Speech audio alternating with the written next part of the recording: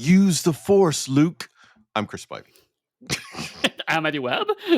And we're going to talk about Moonraker on Genreless.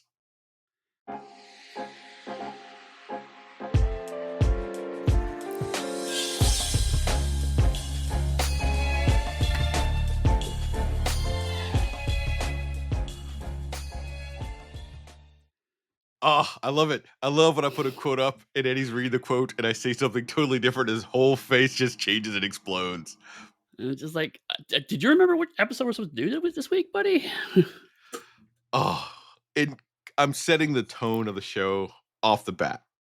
To be fair, yeah. And all right, before I even go into it, I will say off the top of the show that while Sean Connery is my Bond, there is no other actor that could play James Bond in Moonraker than Roger Moore. Completely no agree. other Bond actor could make it work. And I'm not even gonna lie to you.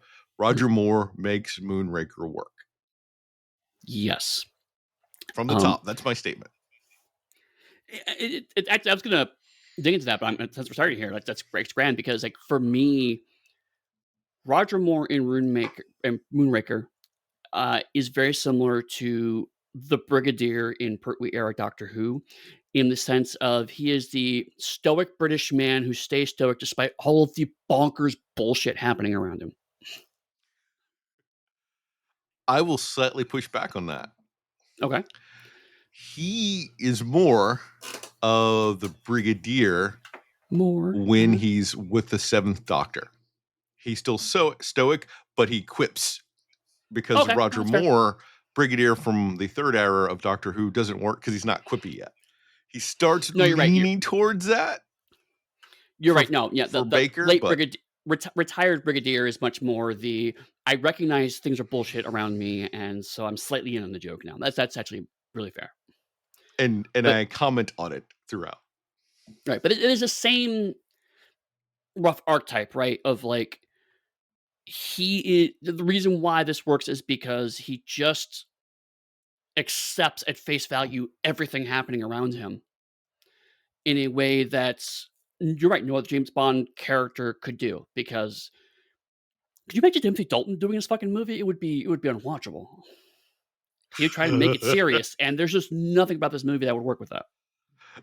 You know what? Fuck that. Can you imagine Daniel Craig doing this movie? I know that he became Blanc in the Knives Out series. I was about to say, I could see Benoit Blanc doing this movie easily.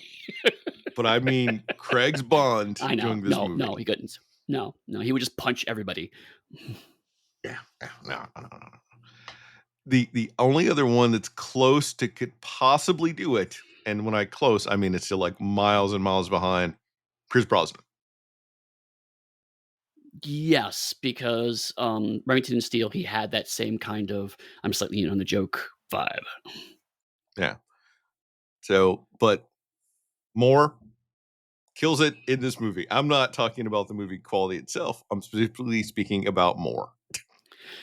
Yeah, so Moonraker is weird, right? Because historically, time has been very unkind to Moonraker. It very frequently shows up at the bottom of James Bond movie ranking lists. Certainly at the bottom of Moore's, if nothing else. And yet, it was extremely popular at the time. Well, it was, I think, the highest grossing Bond movie until GoldenEye came out, which is bonkers. So part of it, though, would likely be because of the success of The Spy Who Loved Me getting Bond back on track. And then all those people went out to see this movie. Kind of the same effect for when Goldfinger got Bond back in track and super successful. Then like Thunderball made infinitely more money than what Goldfinger did because everyone said, oh, Bond's back. And they all ran out to go see it. And then they went, oh, well, he's kind of here. And then the sell figures went back to high, but lower. And also, for me personally, I'm giving my reviews off the top. Sorry, Eddie, because I'm in the mindset. I watched it like yesterday. Mm-hmm. I think Moonraker is a better version of The Spy Who Loved Me. Too silly, but a better version of that movie. Wow. Okay, we'll unpack that during the course of this conversation, I'm sure, because I am fascinated to see how you got there. Um, I was just gonna say that another thing to think about is we mentioned this in a couple of the Bond movies, but a lot of them hit. Bond movies are really good or really bad at hitting a zeitgeist. Um, and sometimes they hit a zeitgeist that has a very small window. In this case, it's the space shuttle. Um, the late 70s, the space shuttle was a new, it's super exciting innovation. It wasn't quite in popular use yet. It wasn't until the early to mid 80s where space shuttle became kind of the default symbol for, oh, this is what we use to explore space, and it becomes so ubiquitous that it was no longer exciting. It was just the icon you use to indicate we are now traveling in space in a modern day setting. But at this point in time, it was still really innovative. So it's kind of in the same boat as the Lotus from The Spy Who Loved Me in terms of here's exciting, slightly new technology that we're showing on screen. So I think that's another piece of why maybe it was popular at the moment because it's the oh cool we get to see if this is what the future of space travel could look like, and then you watch the movie and realize it's fucking Star Wars. But at the but I can see why the lead up to people would be excited about that piece too. Well, it's obvious they were going for Star Wars because originally, at the end of The Spy Who Loved Me, they said James Bond will next appear in a totally different movie, and then Star Right. Wars hit, and they went, "Ooh, we could get more money and more fans if we go to space with them."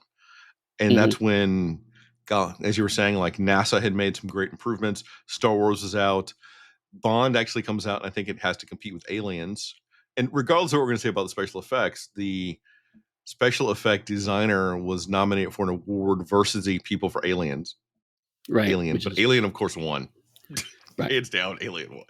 But the Right. fact that Bond got nominated with Alien, which is a sci-fi movie, for a spy-fi flick, Right. huge. And I mentioned last episode that when people were making The Spy Who Loved Me, they were also working on Moonraker. Um and you pointed out that they pivoted. I think based on what I've since looked up a little bit after that recording, that both of those are true.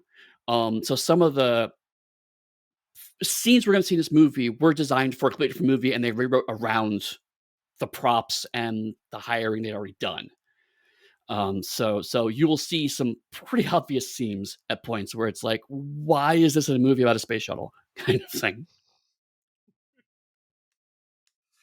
Did you know that Steven Spielberg was one of the people that came and said, "I would like to direct this movie," and the Broccoli's Yep. went, "No." Yep. What the hell do you know about directing sci-fi movies? Get out of here, Johnny Come Lately. You'll never amount to anything We in this town. we wowed you enough by acting that we're interested, so we could steal the Jaws name from you and basically the movie. And now get the fuck out of here. Remember I mentioned that they either really hit the zeitgeist or completely miss it? That's the second half of that right there. Yeah. So I'm trying to imagine if Spielberg had actually directed this film, it'd be very different. Which, with more sensibilities, though, I don't think the film would have worked. No, because, so let's take Indiana Jones, right? Uh, you have You a mean r I'm the sorry, go ahead. the the fact that Spielberg couldn't make a spy movie, he went and made Indiana Jones to be a better spy? Right, but I mean, yeah, and certainly you could see some of that DNA in a bit, like, here's a character who's, um, not as stoic, but certainly kind of, bec just continually embraces an increasingly ludicrous premise.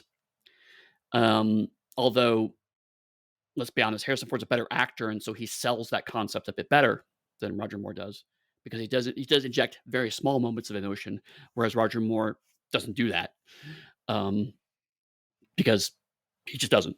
That's not his style. So I mean, like, if Spielberg had done this movie, I think he would have pushed more to be more of a James Bond to be a person rather than an archetype. And I think you're right. That would have ultimately destroyed this film because James Bond is peak archetype in Moonraker. He's not a character. He is simply a piece of the background that the movie pivots around for stuff to happen. Yes. And he's that is at its apex in Moonraker. Oh, okay. And so if you're wondering why, out of the more films I could have picked, I know people are probably shocked that I didn't pick Octopussy, which which is high on my list to almost pick, just so I could make puns that entire recording. I wanted to pick Moonraker because I saw it once when I was a kid when it came out, and when I was looking at the Bond list to figure out which more movie I want to do, it was always ranked so low. And based on the fact it's being ranked so low, I wanted to give it an honest viewing and look at it from a analytical perspective versus just like a viewing perspective. So that's why I Sure. chose it, which then forced Eddie to choose an earlier more movie, which limited his options. Right. But I mean, and it's funny because behind the scenes, when Chris picked it, I did the kind of really, um, and I had made the remark that when I was watching these for fun, I didn't finish Moonraker, and I'll point out the point in the synopsis when I hit that point. But when I watched it again for analysis, I did actually end up liking it a lot better. I won't say I liked it full stop, but I saw more what it was trying to do when I was looking at it analytically as opposed to just as a Bond fan. And I think part of that is because even though I just mentioned this is James Bond is most archetypal, it's also the least James Bond of the James Bond films. It is very clearly these genreless concept, right? It's like it's a sci-fi film that happens to have James Bond in it. And so when you're just watching these, if you're watching a bunch of James Bond films back to back and you hit Moonraker, it does feel like a bit of a road bump of like, wait a minute, this isn't movie isn't it's not in the patterns and vibe that I'm used to the past dozen movies I just saw. Ah, okay. But I don't want to go any more than that because that's put us in the Right. plot. Taking a little big step back, still talking about more because I gave Moore a lot of shit last recording, so I want to make sure to give Moore his kudos for this. Moore actually was signed for a 3 contract deal. So Mhm. last movie was the last film he was under contract on. After this, it went from film to film to film. So the Mhm. next, I think, Moore's in what, 4 more Bond Yeah, I think it's films? 7 total, yeah.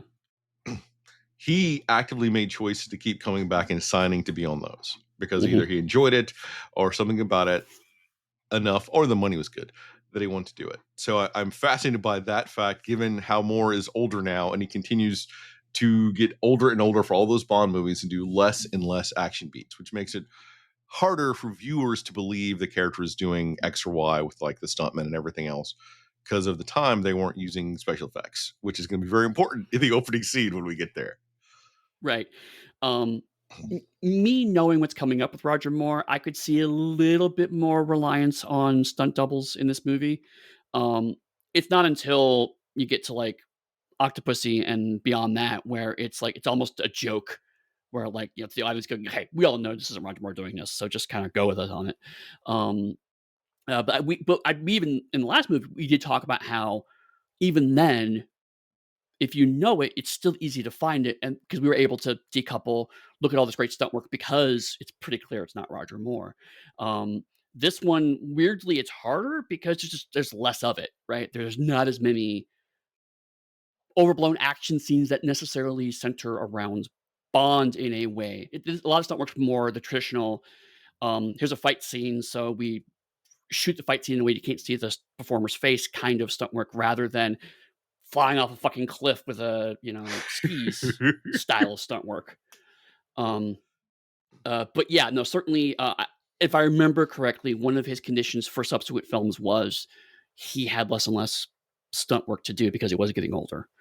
Yeah. Um, uh, uh, and again, I haven't watched them, but like I have a very vivid memory when I was young. When I was a kid. I was like 10 or 11 watching James Bond film, going, "That's not James Bond." Like, I knew like, even then, I was like, "That's not him." So I know that's coming at some point in the near future. So much like Samuel L. Jackson, who was signed on for the Marvel movies. I'm talking about the Avengers, and his big thing was, "I'm happy to be here. It's in my contract. I don't run." Right. And then the director, who will not be named, who was an icon for many of us at the time, who turned out to be a total shitbag, specifically made Samuel L. Jackson run around in Avengers. Oh, jeez. Oh, more of a shitbag. But we're not here to bash him. The other reason I was super excited, Eddie, that you chose The Spy Who Loved Me is that Barbara Bach, how I mentioned before, wasn't their first choice.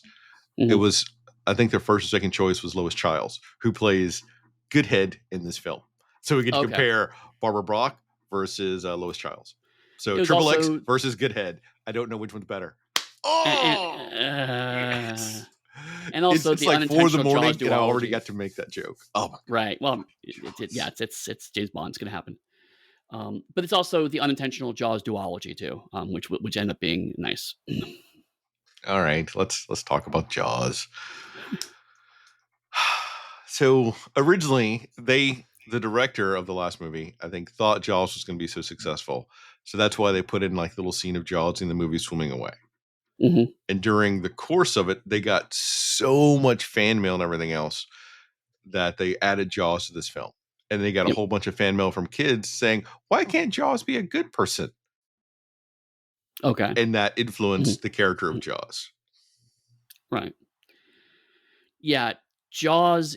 Much we talked about how Odd Job is the iconic henchman for the you know Sean Connery era.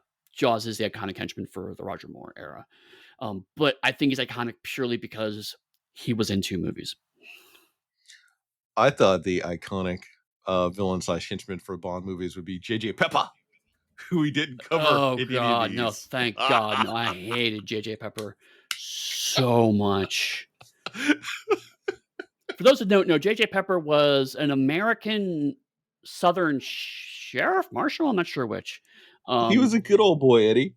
yeah, he was a Never good he meant was you no harm. straight up a good old boy, who was the comic relief that just kind of kept getting wrapped up in Bond's bullshit. And it was it was definitely peak. We're playing these for comedy, but it very much felt like a Duke of Hazzard's episode accidentally wandered onto a James Bond's movie for about 20 minutes each time. It's total whiplash. Um, So, oh, all right. That's where you would have go. So, this Roger Moore era is my least favorite Bond era, and I'll say it again because it is filled with so many small little in gags and jokes, mhm, which we won't touch on when we start going through more. But I want to say there is a, because I watched some of the behind the scenes footage. There's a guy in this who is drinking at a table who has like the bottle. They call him like the guy with the bottle, who is in this film one or two different places. And I think he was in other Bond films too. So they recycled him as gags in different Bond films. This film even has a pigeon that does a double take. Eddie, a pigeon that does a double head take. oh, speaking of cameos, I forgot to mention it partially because it was not really a cameo. Um, in The Spy Who Loved Me, there was a point where when the submarine turns into a hover no, the boat turns actually, maybe it's in this movie. Was it Gondola turns into a hovercraft? Is that this movie? That's in this movie. Okay, never mind then, I'll wait for them. Sorry, there's another cameo No, here that's not a cameo. I think we dropped the cameos here, else we might forget about them. I'm not gonna say Okay, that fair enough. you'd forget about them. I'm a man of a Th certain age. I may forget about it. there's a guy at a table who is drinking a bottle of drinking from a bottle of wine. He looks at his bottle of wine and then looks back at the gondola. And I was convinced it was Douglas Adams. And I went down a rabbit hole going, "Is this Douglas Adams?" It's not. A bunch of people thought it was Douglas Adams too. It's not. It was just some guy that happens to look a whole lot like Douglas Adams.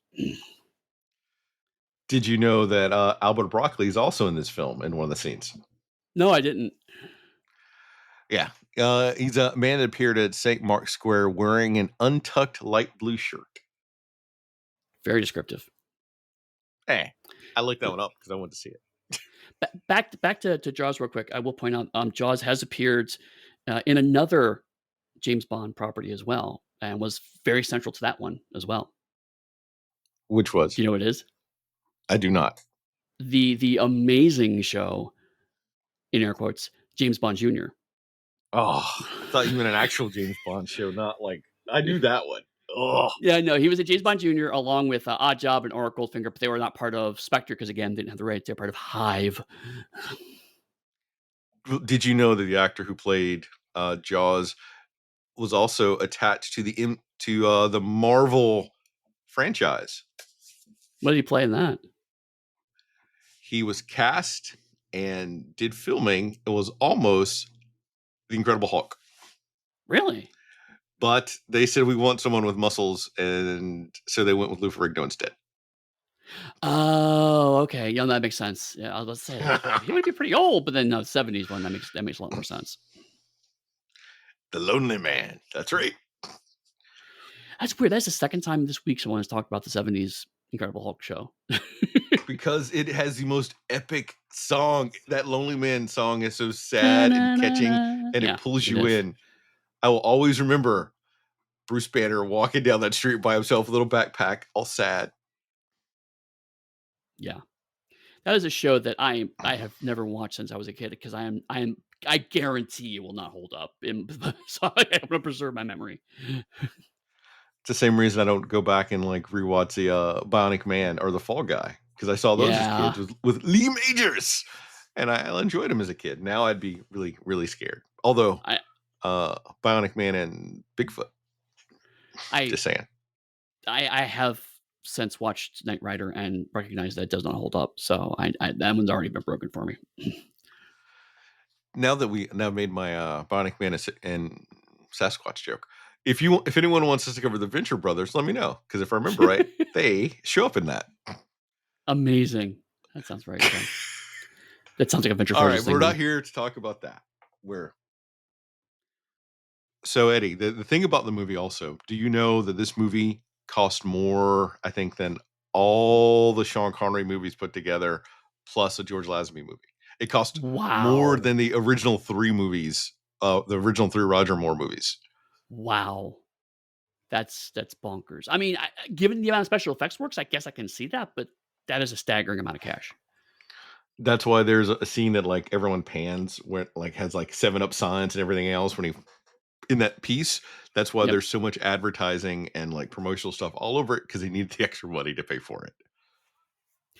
That makes sense, which is funny because like, there's also inadvertent product placement in, Goldfinger too, but it's not as blatant. It's just it happens to be the stuff that's around when they're filming kind of, things. Oh But you're right, the no, 7 Up that's stuff why is you more get. yeah. Yeah, thank you. Oh, I love it. Love it. There's so many like little tidbits I saw about it, and I sort of looked up because I kept looking at those signs. I was interested enough to see, did 7 Up bribe them to have this much coverage in the movie? Because there's a sign, there's like a bottle of 7 Up somewhere else. It's just all over the place. Could become a drinking So if you think that product placement is this newfangled tactic that's only recently been introduced, no, it's been around for quite a long time. game. I'll give my last bit about a cameo is Lois Maxwell's daughter. Lois Maxwell, who plays Moneypenny. His daughter is one of Drax's master race doing fingerprints, quotes, specimen people.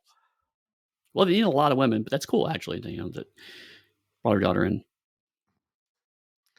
And so the other piece that I want to touch on about the actual production having to be cost so much is they filmed a lot of in France, and France had sort of very strict things. So they had to recast some of the different people that originally planned to be in the movie, and they rewrote some of the roles. For instance, the helicopter pilot originally was going to follow to be a a southern blonde Californian person, and instead they Mhm. recast her to be someone from France. So totally different Okay. vibe for it. Drax, which probably will upset you, Eddie, is totally recast, which I like the actor they chose, but was originally the man himself, James Mason. Oh, wow. It actually does upset me a little bit. Yeah, just saying. Ah, well. Like, there's lots of fascinating beats about the Is movie. that also why, they made the side comment of, "Yeah, this place transported brick from France," and it's like, Yes, because because it they're was filming shot in in France. France. Yeah, okay. They did shoot in other places too, but a lot of it was primarily in France because it was cost less and everything else for the budget they were going for. Which is also why they didn't use the Pinewood Studios, I think, for this film, or very Well, minimally. yeah, I know some of it was because, like I said, they were doing some preliminary shooting and scouting while, The Spy Who Loved Me was wrapping up. So, Pinewood Studios is being used for that, for a lot of stuff. I think the city space stuff ended up being in Pinewood, but that was, like, shot pretty late, if I remember. Yeah. So some beautiful pieces in the film. Um, Yeah, yeah. Anything else that you want to talk about from the background before we actually get to the film proper? Um, it did not escape me that we were watching a movie about an eccentric billionaire with a private space program that's primarily using it to push his racial agenda. But no, otherwise, no, I have no other comments. Oh, Eddie. Did you ever read Moonraker the book? No, actually, no, I don't think I have.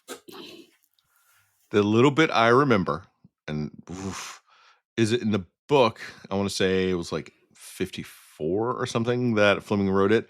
It was Moonraker was, I think, more of a rocket than any sort of ship or anything, like a rocket build or something to protect London. But it turns out that Drax was a secret Nazi, so he was going to use it, I think, to attack London. Which you I'm oh, go ahead. I meant just skimming the Wikipedia summary, and I just you're right. Drax tells Bond he was never a British soldier and never suffered from amnesia. His real name is Graf Hugo von der Draak, the German commander of a Werewolf commando unit. So yeah, he's absolutely a secret Nazi. Yeah. So one of the big things the movies did is the movies were pretty much just taking Ian Fleming titles and maybe some characters from them, and then totally coming up with their own scripts and ideas. Yeah, Hence, we went from a rocket to abducting a space shuttle to make a race of super beings in space. And they kept the Nazi ideology, but they didn't turn Drax into a Nazi in the film. right. Um, and again, like so, this is surprising undercurrent that like I had never noticed when I was younger, but when I see it as an adult, I can't stop seeing it, how so many of the Bond villains are eccentric billionaires or millionaires, depending on your what year you're in. So many of them are just private industrialists who happen to be also have horrible plans. So in retrospect, that has aged surprisingly well. I would love a British agent who would take out the rich people that are screwing up our world, but not what you expect in a British secret agent spy series, right? Well, somewhere along the way, you would expect one of these eccentric million/billionaires to actually sort of suit up in a costume and hit the streets and fight crime. Not all of them to be obsessed with global domination. Oh god, James Bond versus Bruce Wayne. That would be an amazing story. Bruce Wayne will win. I'm trying to think of a world where he wouldn't win. No, see, you had a scene where James Bond's sleeping with an enemy agent, and then he realized someone's on you. So James Bond slips away, and then Bruce Wayne comes in and sleeps with the exact same woman. Let me guess. It's Talia al Ghul, and she kills both of them. Yes, that would be great. But only brings Bruce back in the Lazarus Pit. Right. No, I even didn't think better. I'd get to make a Lazarus Pit joke today. James Bond versus Tony Stark. Ugh, that'd be a good villain to take down. Fucking Tony ass Stark. Because honest, Tony Stark is basically a Bond villain. Yeah, hands down. Especially if we look at the MCU and Iron Man 2, my plans to have an armored suit around the world to figure quotes protect it. Right, and like he has a secret lair with lots of really cool computer screens to show you his elaborate plans. I mean, he's a fucking Bond villain. he has minions. Granted, they're incompetent, but he has minions. I mean, Anything else about the background of the movie before we give Marvel their next idea that they won't pay us for as writers? no. Let's move on. All right. Whew. A Drax Industries space orbiter, Moonraker, on loan to the United Kingdom, gets shuttlejacked mid-air and blows the fuck out of the shuttle carrier with its rockets. The carrier is destroyed, but no wreckage of the shuttle is found. M, head of MI6, inquires to Moneypenny, "Where the fuck is Bond?"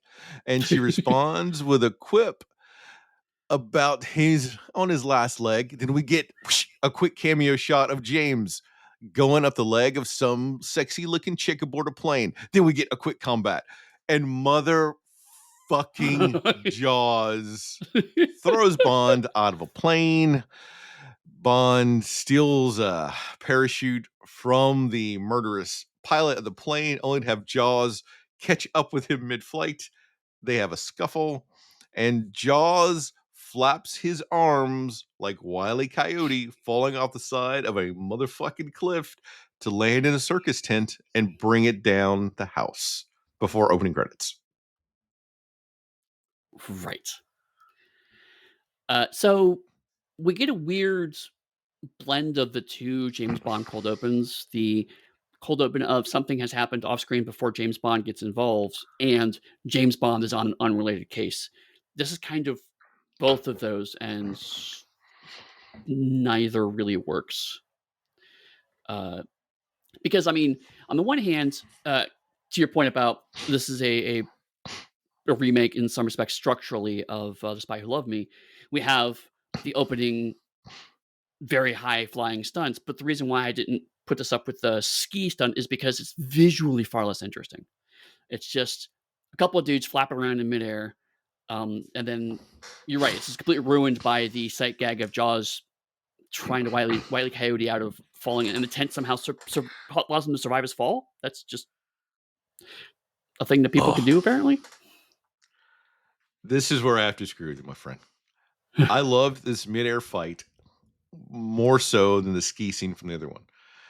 Partially Wow. because I'm thinking about the dynamics of them having to have two men fighting midair as they're coming down, and thinking like the amount of planning and tech and everything they have to build to make that possible. Because like this is all midair and two dudes risking life and limb, really doing it. And I saw in the video they had to make like a special camera to go on the head, and they had like a cutaway suit for the actor who was playing Roger Moore, so the parachute and stuff would come out slower too. I was thinking about Oh, the actual okay. mechanics of it, and then the fight. Like the Jaws bit is what really killed it for me when he flaps his fucking arms to do shit. That was Right. bad. But to have the parachute scene going down and Bond sailing a parachute was very Super Spy, setting the tone of the film. And I was like, all right, they're setting the tone. And then I saw Jaws flap. I was like, oh, they're setting the tone. So that was Right. like my emotional level for this film. I mean, I guess that's fair. I wasn't thinking about that, but I think for me, the ski scene, it was a little easier to see the technical impressiveness of that. Whereas with this, to your point, you have to kind of look into it a little bit more and kind of, or think about it a bit more to kind of go, okay, no, this actually would have been very complicated to shoot. Um, so I get that, and like, I mean, conceptually, I understand. Like, if this wasn't right next to The Spy Who Loved Me, I would probably be just fine with it, right? It was just more like, I kind of like the ski one better. Um, but like on the flip side, I will say the plot hook for this is way stronger. Yeah. Um, hey, a couple of nuclear subs got their programming stolen is not. They tried so hard to make that an interesting concept, but they had to spend some time explaining it. Whereas this is like, a space shuttle got stolen. That's fucking cool. I'm already on board, right? It got shuttle jacked. I look like that. Yes. That Yeah. should have been the cold opening. I didn't need Bond and Right. Jaws. And while I like the action scene, if it had just been the shuttle piece and like the rockets firing and blowing up that aircraft carrier, cut to credits would have been awesome. But they Right. need Bond before it. Right. Maybe no, there's no way they could have reversed it and had Jaws attack and then him find out. Well, they could have, but it wouldn't have given a sense of urgency for it. Right, and to your point, like if the director genuinely thought Jaws was going to be a breakout character, it makes sense to put him before the cold open because he would have thought that would have been a draw. Oh, Jaws is going to Yeah. be in this movie. That's fantastic.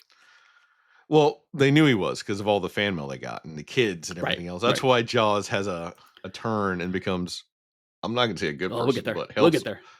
helps out somehow. We'll get Ugh. there. Ugh. Okay, another cameo. Did you notice one of the pilots of the aircraft carrier was from The Spy Who Loved Me? No, really? Yeah. Do you remember the like the military person that tried to charge that deck up top and gets gunned down immediately with dark hair? Vaguely, is that the same guy? Same guy. Okay. Well, I mean, we have talked on unrelated episodes about how sometimes a director would just really like working with some actors and finds ways to kind of inject them back into the production in ways that aren't so sometimes not caring if it jars the audience, but sometimes otherwise in ways that don't necessarily jar the audience. So it doesn't surprise me that some actors came back between them because it was the same director for both. But that's cool. It's a neat Easter egg. Mm. Thank you. Speaking of that, that reminds me that God, what was his name? I forgot his name now. This is Lure Gilbert's last Bond film. He did 3 of them, and this was his last one. Okay. Not I can't super imagine why. pressing, but you say that we're not there yet. I'm not gonna let it go. Alright. I didn't like the opening credits. I thought the opening credits could use some work. But it's Shirley Bassey. Dame Shirley I Bassey. I didn't say theme song. I said Okay. credits. Like Yeah, the visuals. the credits are lackluster, I agree. Theme song, if we want to talk about it, is my 3rd favorite Shirley Bassey James Bond song theme song Out of the 3. out of the 3. It is the 3rd best, But or as we also call it, the worst. but also, she was not their first pick. She got called in last minute because there's like, shit, the Really? people we wanted isn't here. Shirley, can you help us out? And she's like, I guess. They were trying to get who was it? They tried to get Sinatra, and I think he said Oh no. I think they god. approached Johnny Mathis, and I think he said no. By the way, Wow. I like both of those people as a side note. Very different And tones, though. oh, wait for it. The other person they tried to get who said fuck no, Kate Bush. Wow. I like all 3 of them, and I would have loved to have heard any of the versions of this song. And they're Yeah, that like, would be shit. very young Kate Bush, too, wouldn't it have been? They're like, shit, we got like a week or 2. Shirley will help us out. And Shirley said, I'll help you out. I wish that you'd contacted me sooner so we could have like gone around and promoted the song and did everything else. And so I think even in interviews, she originally talked about how she never felt this was her song because she never had a chance to get into it and like work with it how she wanted to. Right, yeah. And Because well, I think certainly it was like, "Oh, that's Shirley Bassey," but it doesn't feel like a Shirley Bassey song. I completely agree with that. and part of the thing was it never really topped the charts because they had their disco version and this version, and then they didn't promote them separately, so it never really got traction either. So they just Mm. shot the bed all over that, which I'm wondering why that's Shirley's last time doing a James Bond song. And it's funny because like, it's late 70s, probably what had happened was they probably had a 45 with the original on one side, the disco version on the back, and so they probably tracked I could see where they went to radio stations as 2 separate things, but the actual record was probably tracked singularly, and they probably messed up all of the records, where usually if you wanna have hits, you want them that's why they used to have A-sides and B-sides. The B-side was another song we have to put on the back, but really we're trying to sell the A-side song. But if both of them are songs you wanna track, then you're getting half the sales, of those 45s. And an old man grumpy bit now. I miss B-sides, Eddie. I I do mean, like too. real B-sides, not the ones they became later where B-sides are just as high quality and pop song as the A-side was. I miss the old idea of the B-sides. No, the B-sides are literally like the band going, "I don't know, just fucking put this on here, I guess." Yeah. Or Or even better, like the band going, the A side is the one the producer wants us to sell. The B side is the one we really love. or I forgot what band it was who had like God, it was almost a gag where they had their album and even before you could like click ahead, I can't remember, but it was they played like the album itself. The album was about 30 minutes, and then there was like 10 minutes of silence, and then it kicked in for 2 more songs, and that was it. I'm trying to remember who that was. And if you didn't look at the cover, you didn't know or anything else, and it was just fucking hilarious. Um, anything else before we move on? I could keep rattling on about B-sides. uh, it's a credits thing. It's the end credits, but I'll just mention it here. Normally, I just kind of skim past the both. Well, but let's do the closing credits because the closing credits are less interesting in Bond films. But before I closed it on Moonraker, I happened to notice they had the usual all the filming locations, and so we've been talking about film locations. So I glanced at them, and that's where it mentioned that they were filming in France. And at the very end of it is "and outer space" with an exclamation mark. So officially outer space. And I'm just like, okay, you're a bunch of fucking nerds. Well, then was it one of the interviews I think I saw that had Broccoli saying it's not science fiction that we do in James Bond, but science facts? Eddie, they had lasers in this, like pew pew lasers. Science Broccoli fact. broccoli is full of lies. At HQ, we get a little bonding between Moneypenny and Bond. Same age, by the way, those two actors. Yep. As M assigns James Bond, Agent 007, to investigate. We get a Q briefing of standard new equipment that we will never fucking see again. But I've built that for multiple games I've run because I love it. It is perfect. In a vampire game, it shoots stakes. In like like a sort of a Western game, it's kind of a little derringer that shoots a bullet. In a sci-fi game, it shoots a fucking laser. It doesn't matter. I love it. Perfect. At Drax Industries, space plane manufacturing complex in California, we get a skyline tour of everything the mogul owns and learns he's obsessed with space. Bond meets the owner of the company, Hugo Drax, aka not James Mason, who taunts Bond about losing his shuttle and highlights the UK's biggest contribution to society is afternoon tea, which is served by Drax's henchman Chang, who is assigned to ensure Bond has an unpleasant time. Dr. Holly Goodhead shocks Bond by being a woman and an astronaut. She provides him a tour of the training area before leaving him in the centrifuge to test it out. And Chang fails to assassinate Bond because Q's gadget that should be in every fucking Bond movie going forward saves the day.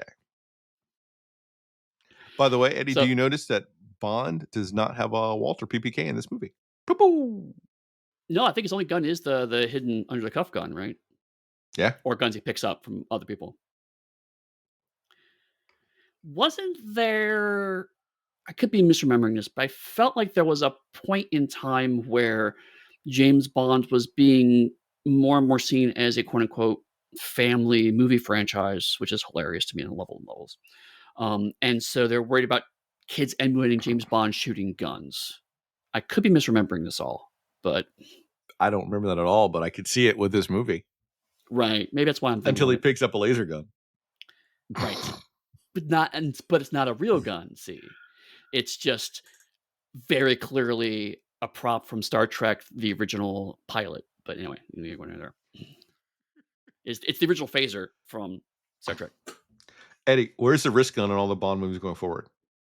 The wrist darts. Well, Q built a new one. One thing I do like about the Q gags is that I genuinely believe Q is a kind of engineer who would go, this is something we're just standard going forward. And then 6 months later goes, no, forget that. That was stupid. I have a completely new thing now as a standard going forward. That doesn't bother me. So I do like, I'm glad you point out the Moneypenny and Bond are the actors of the same age because Bond movies are kind of in a weird liminal space of where we're supposed to believe that James Bond is younger than he very clearly, obviously, is on screen. But it is nice to see middle-aged people having sexy, flirtatious times, right? It's something you don't get to see in media very often. And it's like, no, these people this age also have active, healthy sex lives, and that should also be celebrated. So I like that piece, even though it's never said anywhere, but it's heavily implied that Bond's supposed to be like 20 years younger, right? Throughout the entire tenure of his existence, regardless of his old age. Right, yeah. Right. And I want to say they went to The Prisoner and saw season 1, the final episode of that season. Went, oh, yeah. There we go. So if you haven't listened to our Prisoner run, you have no idea what I'm talking about. Right.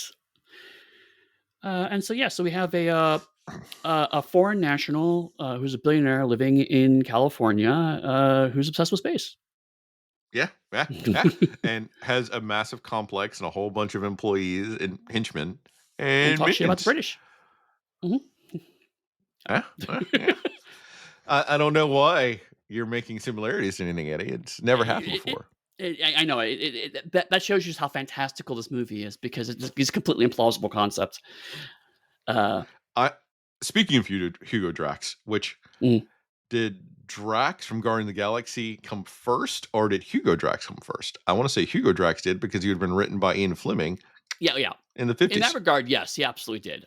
Whether the movie version of Drax, because I believe Drax came out during Starlin's run, which would have been about the late 70s too. So it's probably neck and neck of when actually which one premiered first, the film version of Drax or the comic version of Drax. Interesting.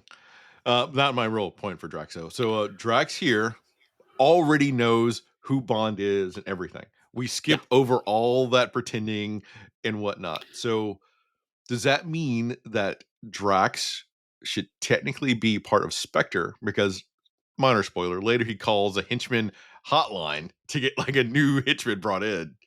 Right. Does that mean he's a member of Spectre, or is there some other organization that exists? These are the questions it gave me that it never ever follows up on. I feel like I feel like a lot of the movies were written with the understanding of eventually we'll get the Spectre license back. So let's just write these as if they could fit in, and then we can introduce Spectre later and retroactively slot everyone into that. Because you're right, it not only does it feel Spectre-ish, it feels like Goldfinger, right? It's like, here is an industrialist who's working for a shadowy organization that is otherwise unnamed, who gets access to hot and cold running henchmen. I mean, it does feel in some respects, and I've said this before, it feels like it's in some ways not ripping off of, but certainly inspired by Goldfinger. Because the thing is, he immediately signs Chang to kill Bond. Like, as Yep. soon as Bond leaves the room, go kill that motherfucker. But Right. kill him in a fun way. And all right, so I love the spoiler for later because I won't remember.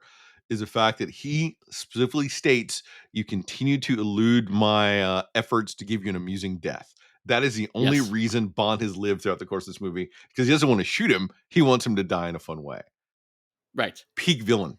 Love Right. it. And I do appreciate that. And so like uh, uh again, it's almost hysterical because Dr. Goodhead is like, okay, here's this device.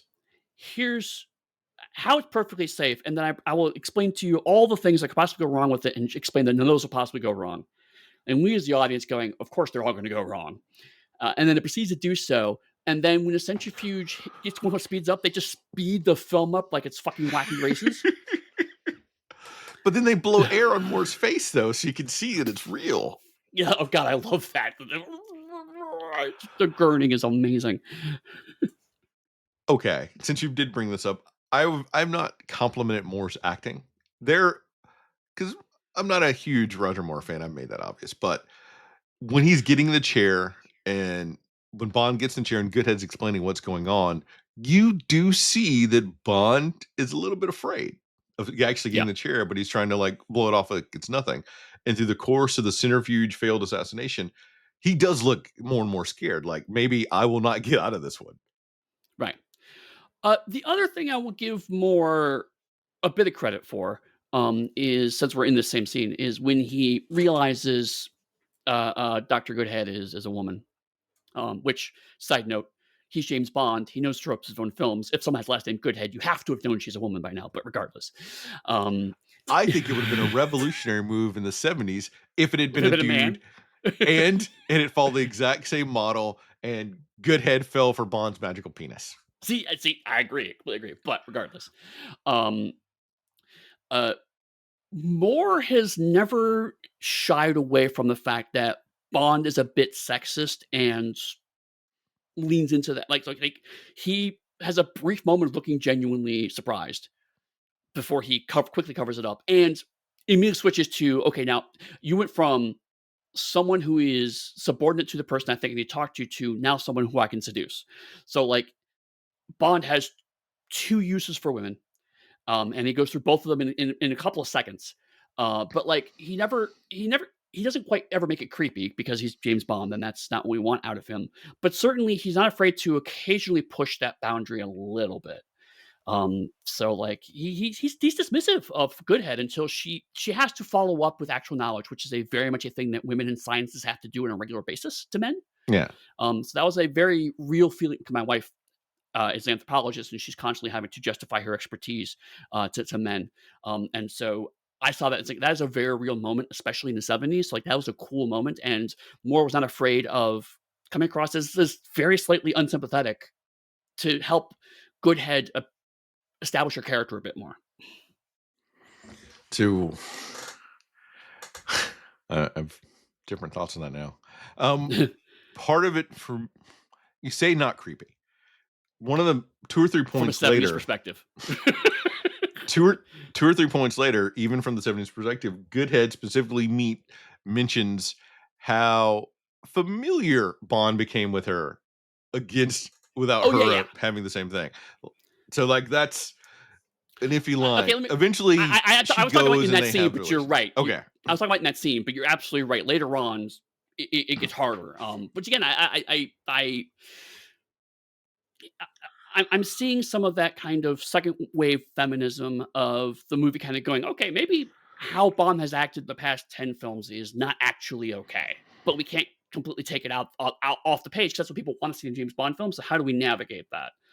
Yeah. Um, uh, uh, and but again, like Moore could have played it more like, no, no, no, no, I'm just magical penis. Everyone loves me, and it's not creepy. It seems like he's okay with either he's okay with pushing it or he doesn't realize that's what he's doing, which either is valid, frankly. But it doesn't change the fact that um, Bond does not, much like in the last movie, Bond does not always come off well in the exchanges with the main female character.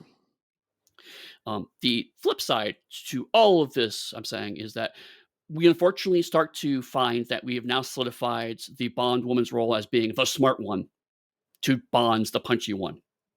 And that's kind of that's a trope you're going to see a lot of in future Bond films, with some exceptions. But generally speaking, if the quote unquote Bond girl comes across, she's going to have some expertise that Bond needs, but she's not going to actually contribute physically as much to it as opposed to the last movie where we had someone who was a physical and intellectual equal to Bond. There's a lot of lifting for some of those statements, but I will let it go.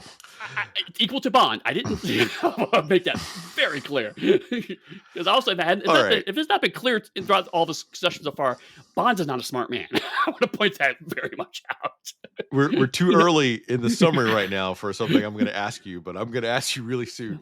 Um, Bond uses his magical penis on Drax's personal pilot, Clara de Flor, who helps Bond find blueprints for a glass vial made in Venice. With his lock picking cigarette X-ray case and 007 mini camera, Drax discovers her involvement with him and has her killed by his pet dogs, reminiscent of a Django. yeah, yeah, Django. yeah. By the way, if you're not in the Patreon, we did talk about Django and very different dog scene. But in More some ways, graphic in Django. yeah, in some ways, maybe not that different, honestly. Yeah. It shows you that QT has watched a lot of films. Right, right, which we all knew. Oh, Eddie, Um, this is just so bad. Like her entire purpose of existence is to help him do that and then to be killed. Uh, the one gag that I really liked that it's a stupid gag, but it made sense to me because a ludicrously expensive millionaire is involved. Is like, no, no, no. These glass vials have to be made by the specific glass blower in Venice. It feels exactly like a rich person's answer. It's like just they're basically hexagonal glasses. You could buy them in fucking Walmart. No, no, no, no. It has to be from this exact one glass blower. So it's just glass, man. There's no. It has to be okay. Fine, let everybody. It could be the consistency or something in that specific area that helps hold in whatever liquid it needs to hold in that we don't know about You say yes. The answer is ever. This is never explained why it has to be his glass blower. It's his glass blower because they wanted to film in Venice, which is a perfectly valid reason. But the movie is not even trying at this point in time. But again, like I actually, my headcanon was like, of course, Drax needs this exact glass blower to do his stuff. So, once again, I said this is Spectre because as Bond's leaving, and this is before the pilot's killed by dogs, we have like a pheasant shooting scene, and Bond rolls up in a car. And did you notice they changed the music theme to I think the theme of 2001: A Space Odyssey is what they're playing? Yep. Like, oh, space, space, space. And also, I'll mention it because I'll probably forget it later. But there's a key code scene where the musical notes of the key code are from Close Encounters of the Third Kind. So yeah, no, this is in some ways, this movie was made by people who are actually late 70s sci-fi geeks. So I do appreciate, especially watching it intentionally, going, oh, okay, this is very, very clearly meant to be a sci-fi film. It's not a James Bond film that happens to be chasing a trend. People involved with this are actually fans. Yeah. And so Drax plans to have Bond assassinated during pheasant shooting, but Bond shoots and kills the assassin. Yep. Quips, gets in the car and drives away. Eddie, he literally killed a person in front of witnesses, like Yeah. Yeah. dozens and dozens of witnesses.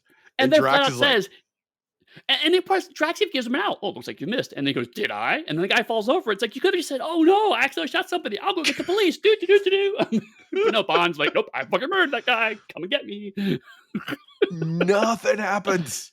Nothing. Yeah, nothing because he's a middle-aged white man, Rich. He is a British dude running around America that shot someone and just walked to Eddie. I can't. That blew my mind. I'd totally forgotten about this scene. Yeah, yeah. I'm okay with space. I'm okay with like rockets, like space shuttles full of fuel blowing up aircraft carriers. Doctor's name Goodhead, all of it. This is a part that I was like, oh, what the fuck? See, that's when they should have brought in what's his name, the Southern Sheriff, who's just temporarily reconded to California, and then she's like, "I'm going to investigate this situation." And Drax is like, "No, officer, I got this taken care of." It's like, "No, you don't understand. I followed this guy across 15 states, and he's a menace." Oh God, I can't believe that. Anything else about this before we move on? That was a beat I had to hit. um, uh, man, Dobermans get a bad rap in movies. I noticed. Well, Dobermans are always they're an evil evil dogs, looking dog. They're an evil looking dog, man. and it's funny because I'm talking about my work for a second. In Pugmire, one of the conceits I have is that the Doberman family are trying to overthrow the king, and so of course they're evil dogs.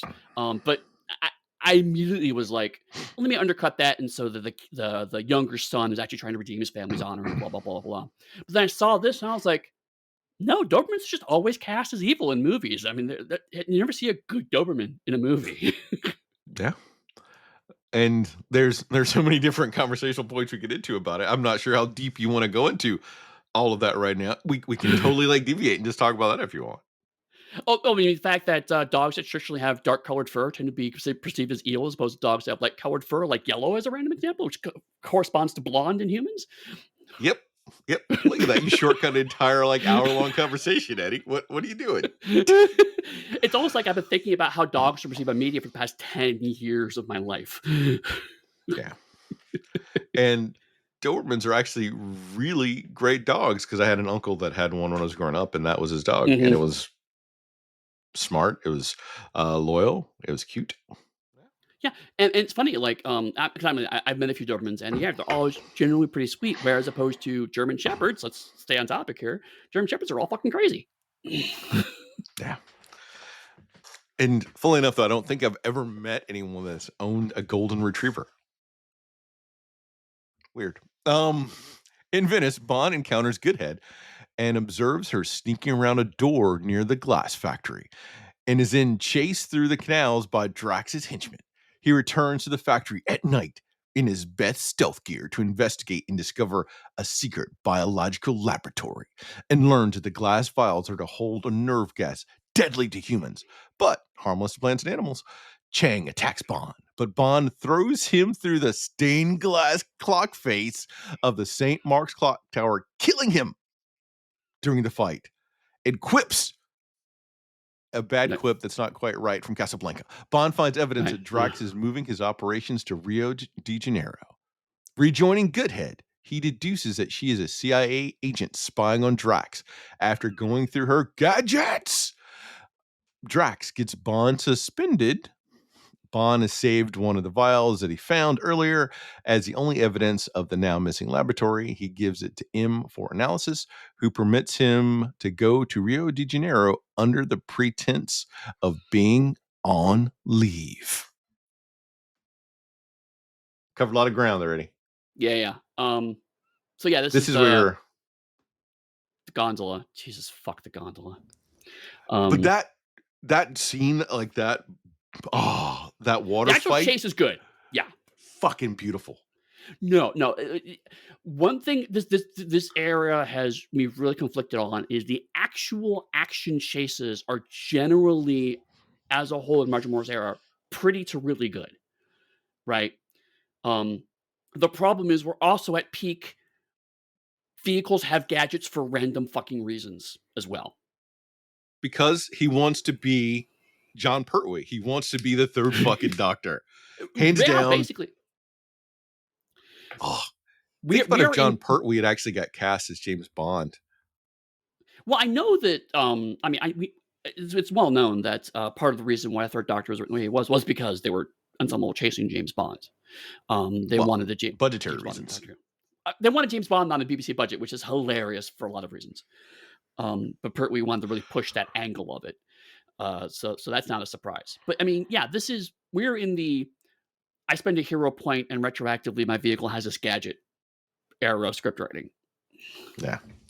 And Bond has like 10 hero points per movie that Right, always right. refresh. It's like, why does the gondola turn to a hovercraft? Why? But again, on the flip side, to take a step back, going back to our earlier conversation about stunts and putting it together, I fully, deeply appreciate the technical expertise of what it would take to make a hovercraft on that small scale and that thin of a body. That had to have been impressive engineering to make that work. Yeah. Like, I didn't look into that and I should have because that was. Oof. Yeah. Eddie, what's it take to Yes. kill Drax? Plot. Actually, we know what it takes to kill Drax, shoving him into space, but we're not there yet. I'm sorry. I'm sorry, I said Drax. What's it take to kill Jaws? I apologize. I misspoke. Oh, nothing. He has plot armor. He literally has plot armor. Okay. Now, oh, thank you, because I mean, that reminded me too. So, out of the many henchmen we've encountered so far, and the many henchmen I remember, I had totally forgotten Chang ever existed. That is Oh how god, minimal yeah. impact he has. Yeah. Chang feels like the actor was hired and a first draft had him in it, and then they went, "Oh crap, we need to push Jaws, but we've already hired this guy." Right? I think he was actually a instructor, and he got the job. I don't Was remember he a was he a precisely. kendo instructor? Because that would certainly explain why he tries to kill James Bonds with a kendo stick, I don't which remember if it is was kendo, but I know that he was an instructor of some kind. So I'm not going to say okay. that specifically. But that was my other point I was going to get to. Why would you try to kill James Bond with a kendo stick? Right. Not like the weapon that is commonly used in professional wrestling as a blunt weapon that won't hurt someone very badly is not being used for that I purpose. know they were in like a glass museum or whatever it was essentially, and Bond pulls out a rapier somewhere that's around an actual physical weapon to poke you versus the kendo stick.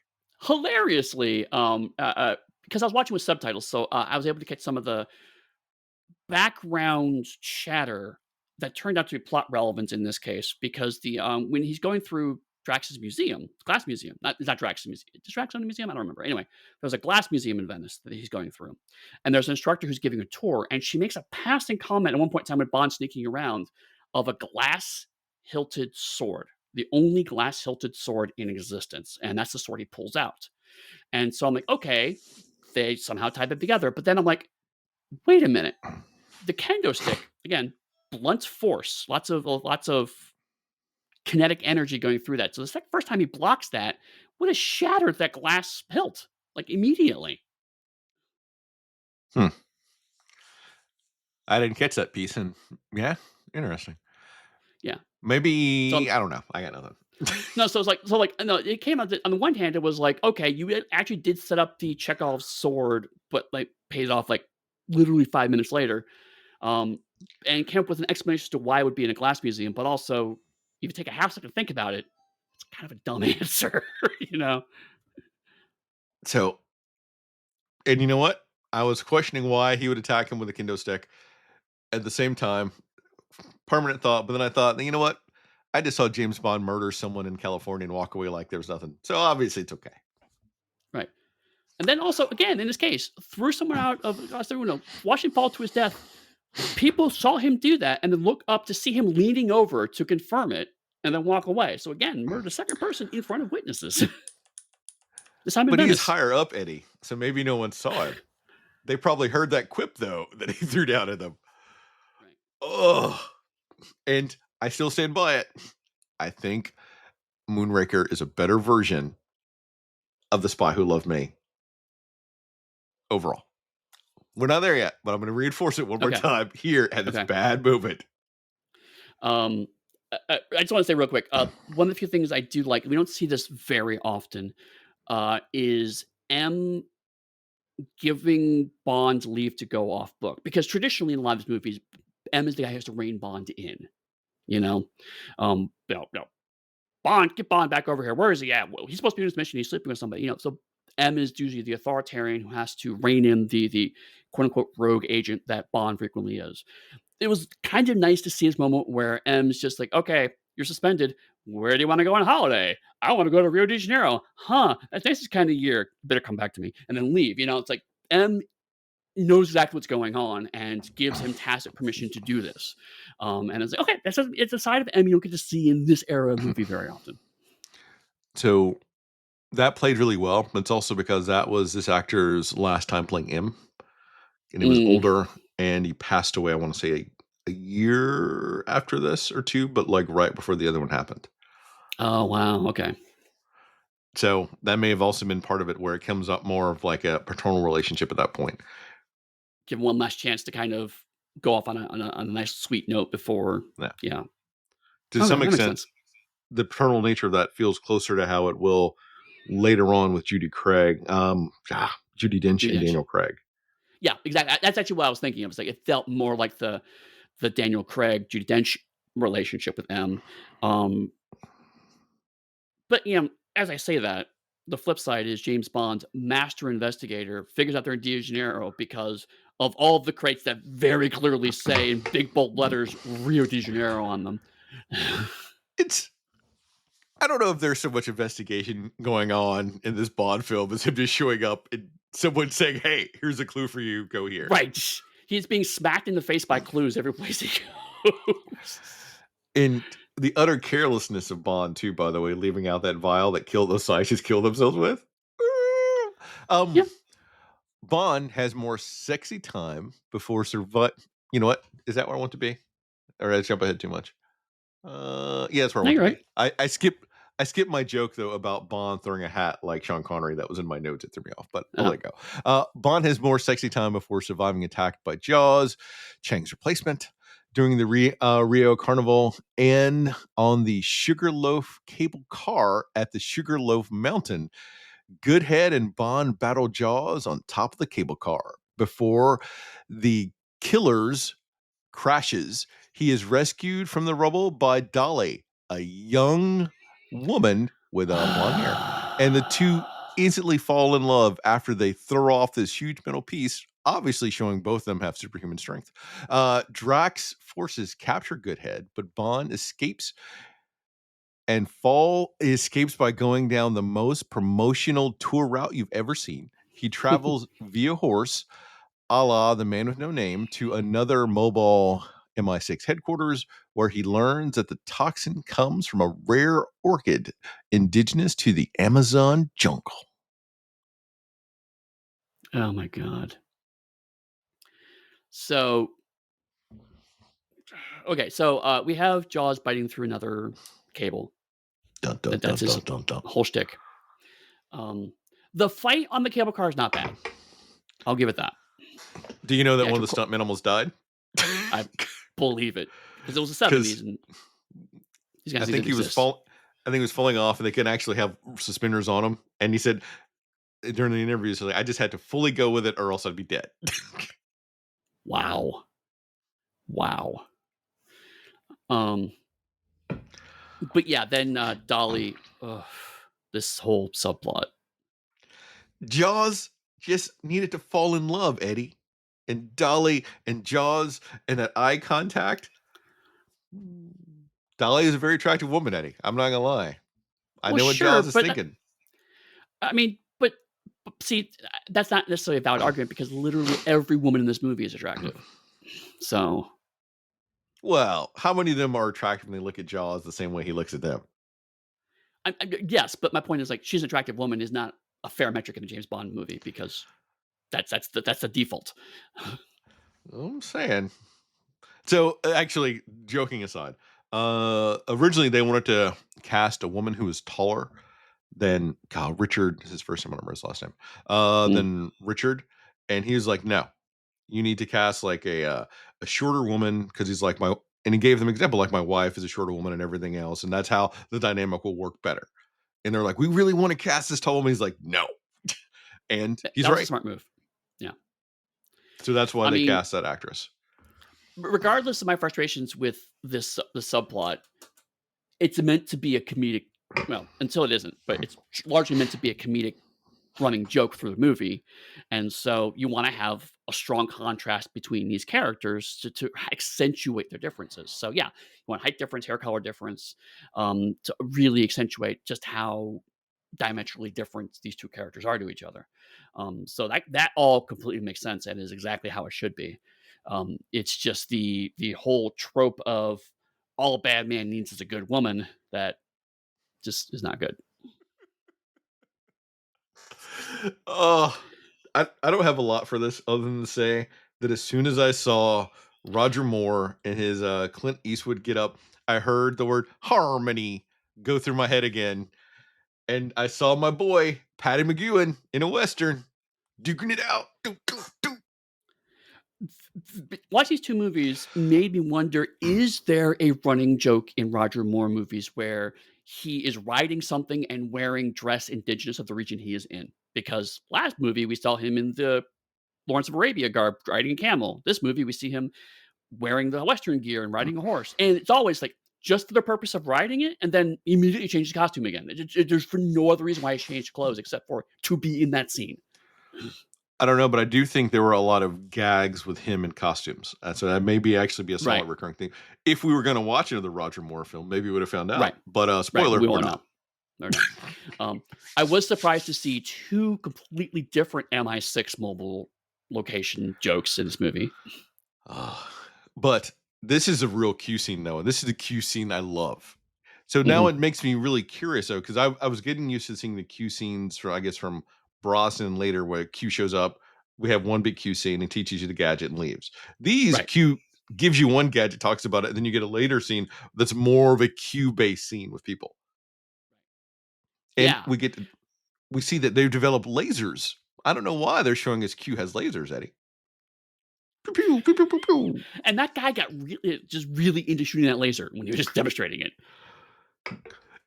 If you work at Q Branch and you have probably one of the to the best of your knowledge, one of the only real functioning lasers other than one from, Goldfinger, you would g which is a huge table laser. This is like a handheld laser, Eddie. You're like top Miniaturization. notch. Yeah. Oh, Oh god, I just realized the laser in Goldfinger was blue, wasn't it? I can't remember. I was saying because if it is, then with your conceit that Drax works for Spectre, that explains a lot of what happens in the 3rd act of this movie is because it's the exact same technology as Spectre has miniaturized. I don't know. I don't remember the cover of the laser, but not like I was gonna go for that gag in a bit. Right. No, never. And what I did love though about the Q scene is they're showing all these different gadgets and everything else, but there's one where the guy falls apart and a gun like pops out to shoot things. Fucking brilliant. Yes. We are in peak. We both talked about, but we're both a big fan of the background Q gadget gags because they are both wonderful spectacles and ludicrous to actually apply to actual espionage missions in any way, shape, or form. Right? There's like the situation where you could possibly use that is just implausible, and yet I love the fact that like, yes, Q has spent money and time and resources to develop this exact thing because reasons. I do love the fact that Q gives a briefing about like all the stuff he's learned. So like this is literally making Q full on science. Like this is things that we figure out, and these are things we tell you because you're a dumb in the field agent. Right. Although it gets undercut a bit because Bond is the one who recognizes the orchid, right? And so it's like I'm not too mad about it because Bond knowing things like wines and rare flowers is kind of the general repertoire of bougie knowledge that Bond tends to have. Um, but it does kind of undercut that that was the big pivotal piece of information, and that's not in Q's mouth, that's in Bond's mouth. Like that's like a mild annoyance of mine. But Eddie, that is an homage to Dr. No, where he picked up Honey Rider on the beach who's picking up seashells, and I think somehow she had a link her father did botany or something. I feel like there's a linkage there. Yeah, because orchids were popular in Doctor No, which I think itself is a link back to The Big Sleep, because also orchids were very prominent in that novel. So So, coupled with what you were saying, I think like that's part of it too. So yeah. Ah, that laser gun, I love it. I pew pew pew. love it. We didn't even mention, I'm sorry, I don't even know her name. I didn't put it in the summary. The poor woman in Rio de Janeiro that Jaws almost eats. Well, there Oh, you go. right. Sorry, I had to bring her Oh in. yeah, yeah. The Uh, agents that was like extremely competent for 2 minutes. You know, I her mean, whose entire purpose was to be slept with by Bond and to be threatened by Jaws. right? But like when she was showing him around and getting him where he needed to go, she was extremely competent. But you're right, she was from a plot perspective, she was there to just be the latest person Bond sleeps with and then get killed by Jaws. Um, But she doesn't get killed because Bond saves her. So that well, showing sure. us building the Bond Jaws dynamic more and more to that final confrontation. Menaced by Jaws is perhaps the better way of putting it. Um, but okay, so this is the other thing that annoys me about Jaws. And it happens again, but I'll just lump it all together here. In the first movie, more punches in his stomach and nothing happens.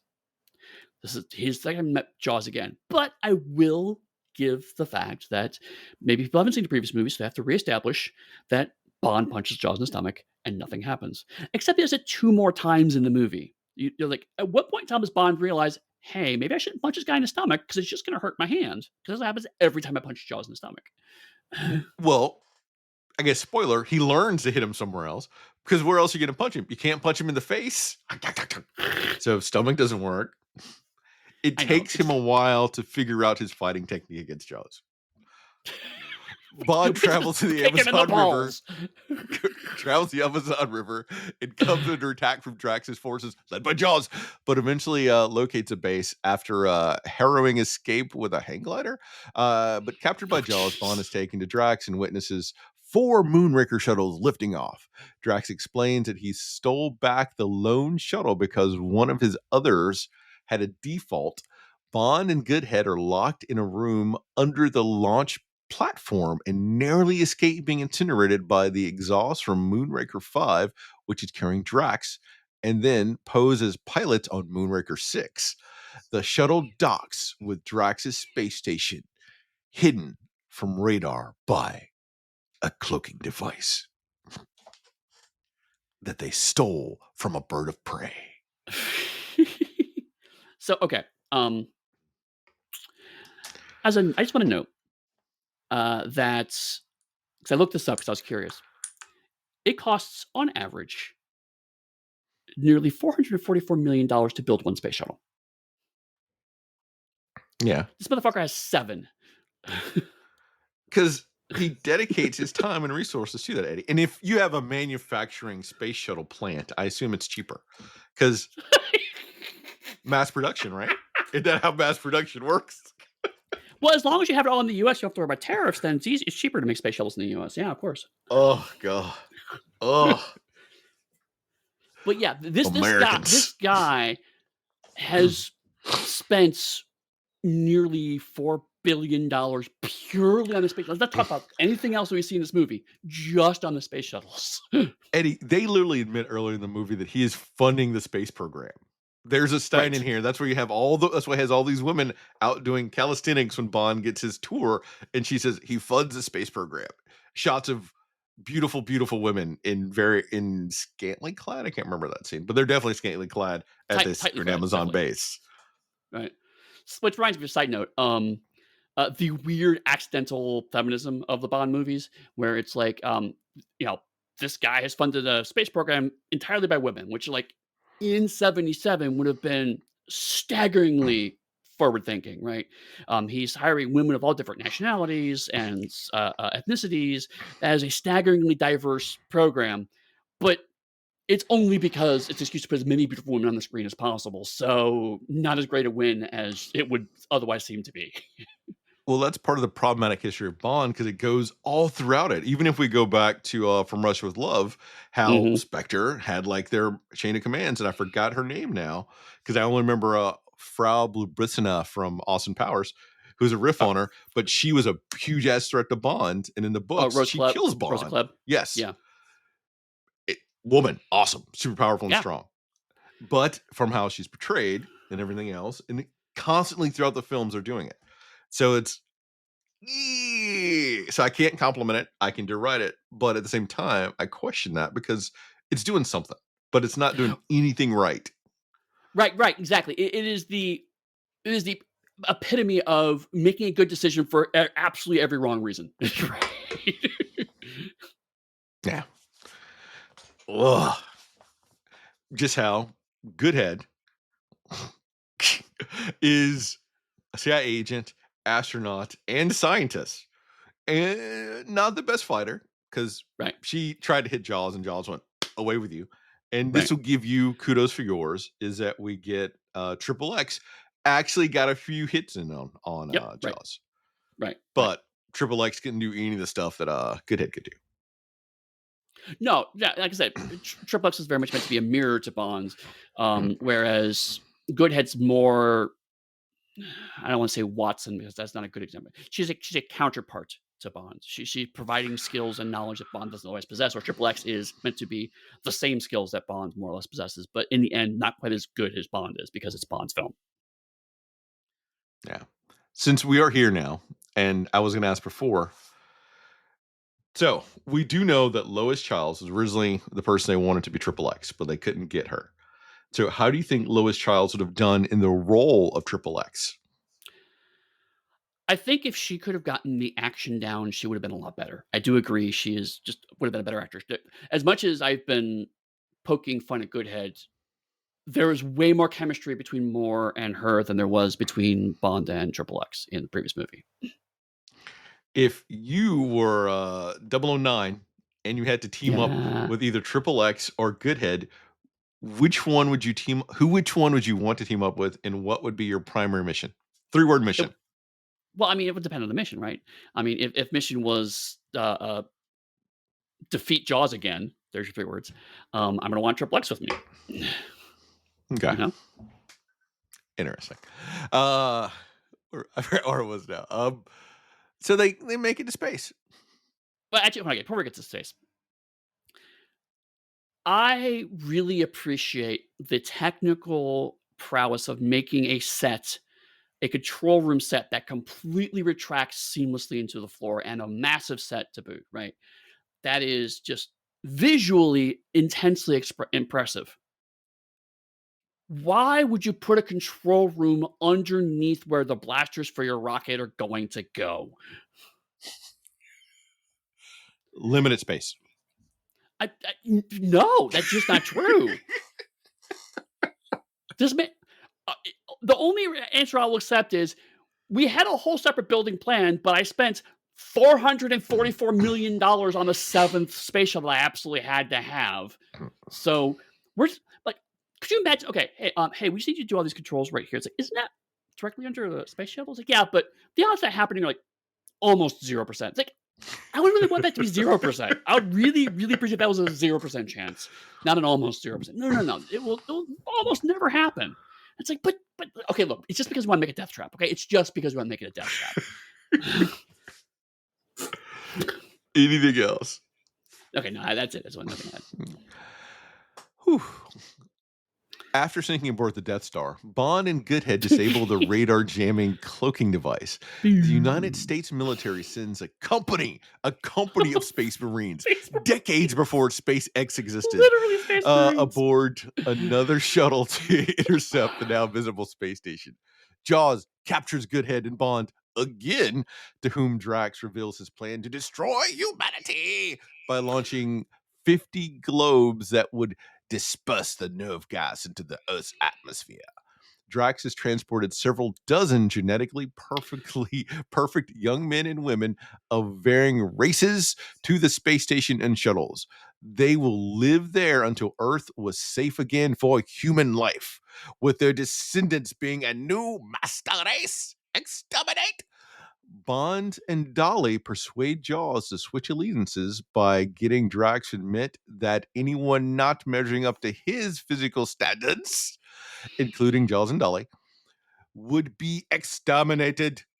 Jaws attacks Drax's guards, and a laser battle ensues between Drax's forces, Bond, Jaws, and the Space Marines.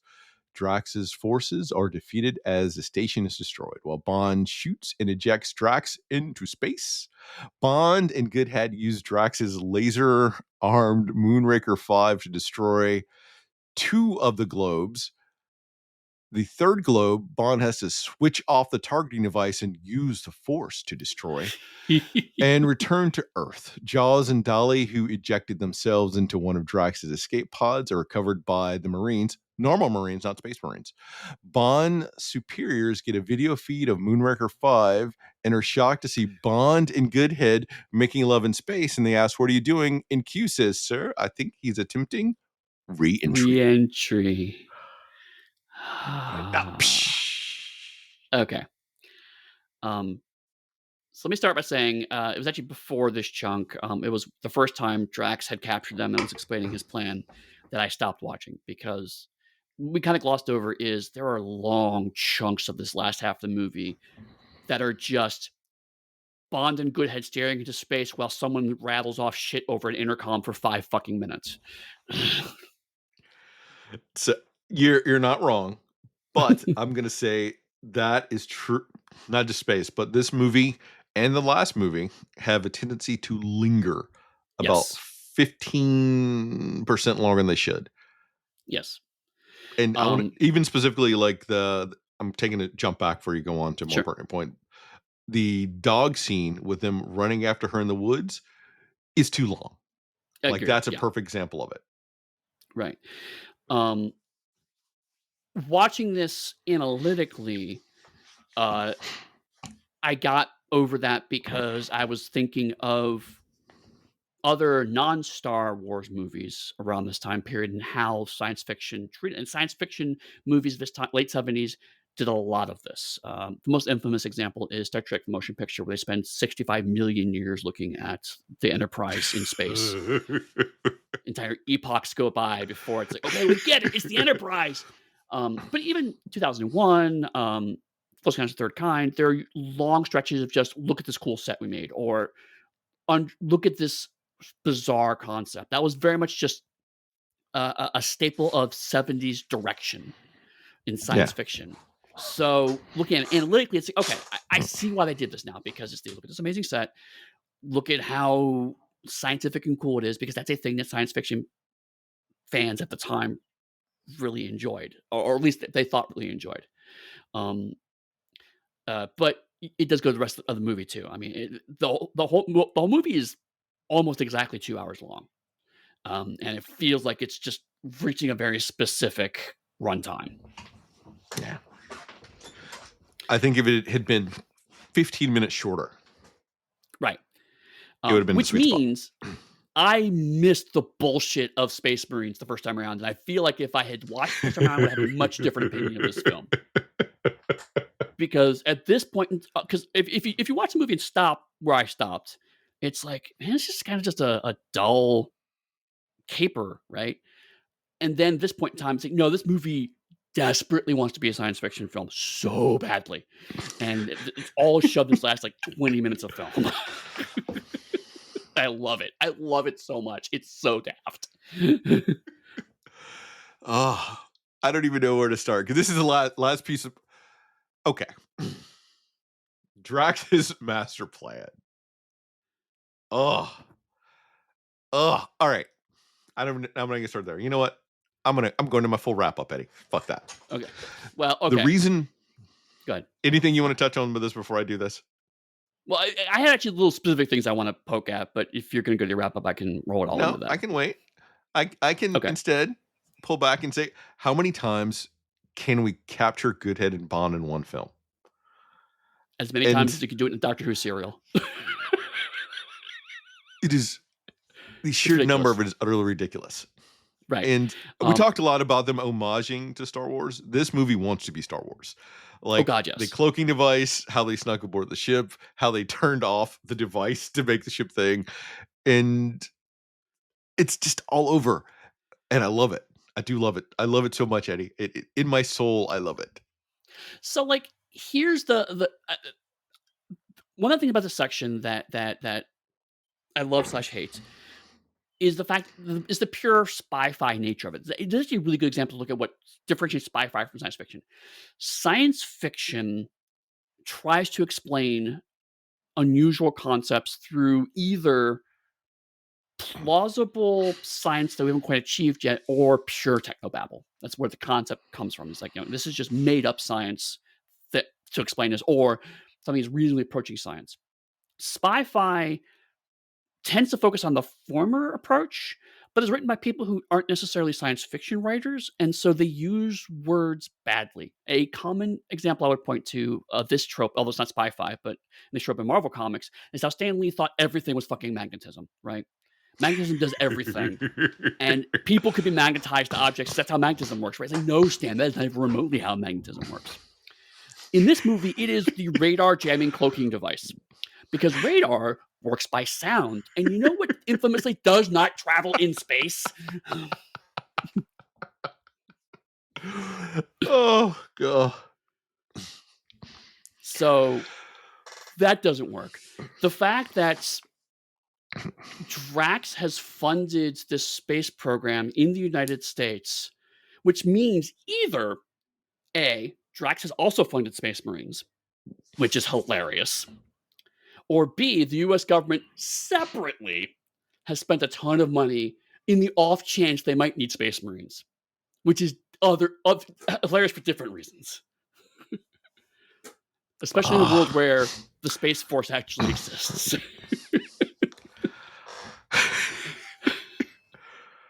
Whew. All right.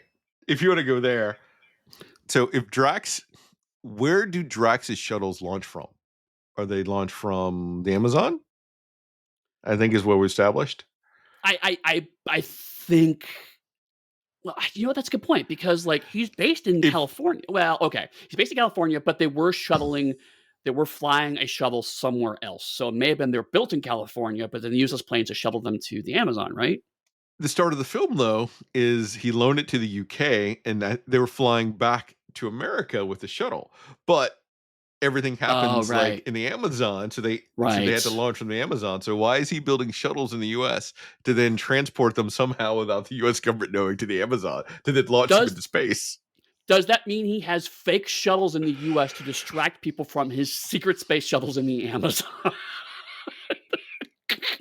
So if we want to get to like the weeds of like different things that like minor technical quibbles, like Oh that's my one. But god! there's so many moving pieces and flashiness that you don't think about that. They just Right, launching right. shuttles. Um, we've walked up to the line this before, but one of the things that is a little frustrating for me is that this movie does everything but name the Nazi ideology in this, right? Hmm. The fact that it even includes um, people with what Drax calls deformities would not be accepted. But basically, the ableism that is inherent to the Nazi ideology that it's like it's just as much a part as the racism, um, and so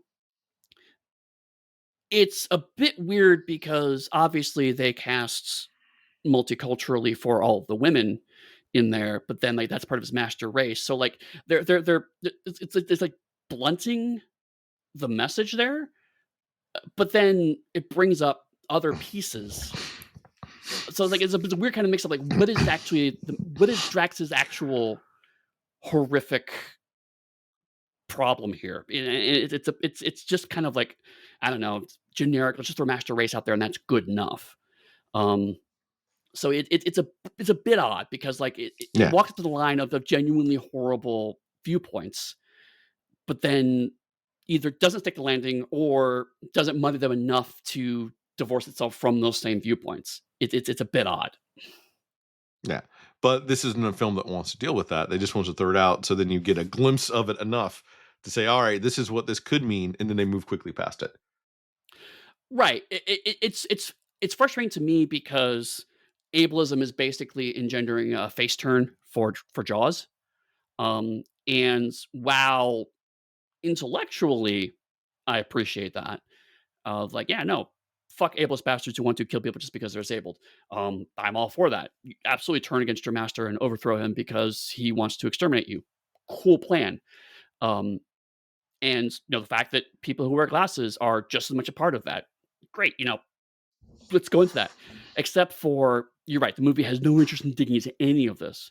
So like if that is the impetus for making your character change sides, the fact that you're uninterested in engaging with the exact reason he's doing that means that that face turn it feels to me completely arbitrary. It's just plot mandated, and now Jaws is a good guy. Eddie, a beautiful woman helped him throw off a ton of weight on his body, and they instantly fall in love. What part about this doesn't seem plot mandated to you? All of it. No, which is my problem with all There, of it. there were no words. They just played the music louder. If point is like if they had just kept that all the way through, right? If it's just like if she just goes, but I don't want to hurt people. I want you to be a good guy. And he goes, okay, fine. That would have actually been better for me. It's like, okay, it's purely plot mandated. But no, it's I'm going to exterminate you because you're a weird freak. And it's just like, okay, that's a pretty heavy thing to just drop into your stupid comedy subplot, right? Does Dolly even speak in this film? No, I don't think she does. But Jaws speaks once. I know that was the most disturbing thing in the whole film. This whole time, he's just chosen not to speak. He's taken on Grant's persona from Russia with Love. I'm a Right. silent killer until I'm not. I don't know. That just it bugged me, and I fully recognize it bugged me because that's where I'm coming from an identity perspective. In the same way that you pointed out, like how some of the casting choices, a lot of this stuff has bugged you. So like I recognize this is primarily a me thing. Um, but it did slightly sour an otherwise utterly bonkers 20 minutes of how far can we rough Star Wars before Lucas wants some money.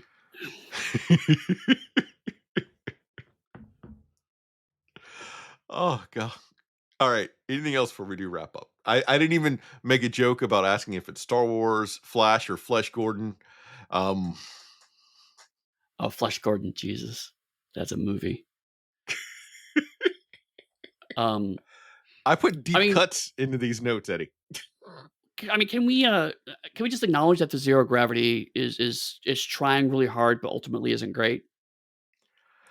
I cannot because I'm thinking of when it was made and how difficult it would be to have that many people on a set to have them suspended in zero G. I think one of the things I read is they had to shoot it from 20, they used 20 different cameras from angles and everything else. Because if they, one of them is like, if one, what was it? One piece of like 48 different things that messed up, they had to scrub it all. And they had 6 usable, I think, cameras out of the 20 in the end of the day. Like it Right, was a masterpiece of doing it because they don't have special effects. They're like, fuck, it's like hardened. Get on that rope. Just hang the fuck up there. right. And I mean, I bring it up because like again, they try really hard, right? Like little things like when both Goodhead and Bonds are in the shuttle, how they move slower. They didn't slow the film down. The actors were were trained to move in a very specific way to emulate what trying to do things in zero gravity looks like, even when strapped down. Um, and they did have little things like the pens floating and whatnot. But you know, if you know those limitations, don't have a zero G love scene where you're covered by a blanket. Kind of, it's like there's some of this slightly cell phone a little bit. Eddie, we as lovers of classic Doctor Who cannot have that perspective. I can because the budget for Doctor Who is 1/1 millionth the size of the budget of this movie. Doesn't matter. I'm saying, taking the time frame it was made, the fact that these Bond people may have had sci-fi geeks amongst them, they chose to make a science fiction movie and had to learn how to do it. Like I think the things I will give them shitty for are like some of their bad blue screen effects, like when they're on the cable car fighting. That's horrible. That just looks bad. Yeah, yeah. But the stunt people doing it, hands down, no. I can't say anything Completely but agree. positive things about that from how much sheer brilliance it took to pull that off. Mm. then I will qualify and say that, it is 95% there. There's certainly some edge cases that are not that are very clearly not spent. There's one point where I did see a wire, for example, but I chalk that up to the quality. If you look, if something gets upscaled from when it was designed 50 years ago, you're going to see stuff that you never saw in the original release. So I don't ding that specifically. Um, and I do again like the scene where the whole city loses gravity and there's dozens of people floating in space. I was genuinely blown away by that. Yeah. But there's certainly a couple times where it's like, maybe you could have done that differently. And I'm not saying there isn't things that I would say that for, but looking at it from more an analytical perspective, is how we're supposed to be taking how I'm taking it Sure, right sure, now, and my love and of that's fair. Doctor Who. Now, when we hit the 90s, I'm gonna have a totally different viewpoint. But I'm thinking of it now. They had Star Wars to look at. They had serials from like the 30s all the way up to the 50s to look at. And then you're trying to figure out how to do these things and create this technology on the fly. That's a totally different perspective than someone in the 90s that has all these other things that have come through and better technology and those things they've done. Then I have a totally different barometer to judge you by. Sure, and I guess it goes back to the spy-fi element of it, right? Is like, well, I realize I'm about to go into my wrap up, so I'll say this one piece and I'll stop. Is that you're trying to have a movie that is so very, very clearly in love with science fiction movies of the time period, while also trying very hard to be as quote unquote realistic as possible. And I use that term extremely loosely. But they clearly did research on how people actually operate in space and how space travel works and how the physics of this will actually play out, and then go, but we're going to throw away anything that is remotely inconvenient to the actual plot we want to shoot or the cool thing we want to shoot. Um, and that sets up a fascinating tension in this movie that I think sometimes, in retrospect, we don't give it credit for. Totally agree. So now You all your right. final thoughts. I've said it from the jump and I've reinforced a couple times. This is a better version of The Spy Who Loved Me. Because and you yourself even admitted you find it hard to care about fucking naval codes, like in a ship that does this. Sure. So this movie is able to take that concept and elevate it to something that is epic in scale and then implement it while hitting the same beats. It's scarily same beats, like parachute scene action to start with. We have a Hmm. first henchman who gets killed from a high height. Same thing. Then we bring in Jaws, replace that henchman. And all the beats are the same. It's the fact that the villain in this is better. I don't even remember the other guy's name, but I never forget Hugo Drax. Hmm. The problem with this film is it is 20% too funny. Right. If you cut the humor down by 20%, not remove it, just like reduce it, even like 10%. This movie is stellar. And regardless of the people looking at it now saying, well, there are plot holes in all James Bond movies. Like Right. Bond Whatever. rarely investigates. People tell Bond where he needs to go and it goes and do stuff. Right. Right. This went into space for like an hour of this fucking movie. Like an Yeah. hour of this movie is him in space. Fucking phenomenal. Dr. Goodhead is a better version of Triple X with better chemistry, I think better acting, better writing. I don't know if part of the problem with Triple X was the fact I think they did a lot of voice looping back in the 70s, and so it loses some of the emotion from the reading, but there's Mhm. something there that was missing. And it's not 100% even there with Goodhead, but it's better. So I see all the beats and what they're trying to do from The Spy Who Loved Me, but with Moonraker, they executed better. It could also be that they had a budget that was like phenomenally higher than Right. the other one. But also more in this is the reason this film works. In the other film, they wrote it for more and he was okay. But this movie only works because I am the centerpiece of this entire universe. And that inspires me, even as a fan of Not More, to engage with him as an archetype and a character and go on that journey. Hmm. I don't agree. But That's okay. let's L but it's interesting. We usually don't land like this, so I would love to take time to break this down. Um, One of the problems with this movie is that it comes right after Spy Who Loved Me, and so it's going to invite comparison, which you have just pointed out. In your opinion, it ends up being a better movie than it's a better version of Spy Who Loved Me than Spy Who Loved Me. I do not agree with that, partially because I do not think they are remotely the same film. Um,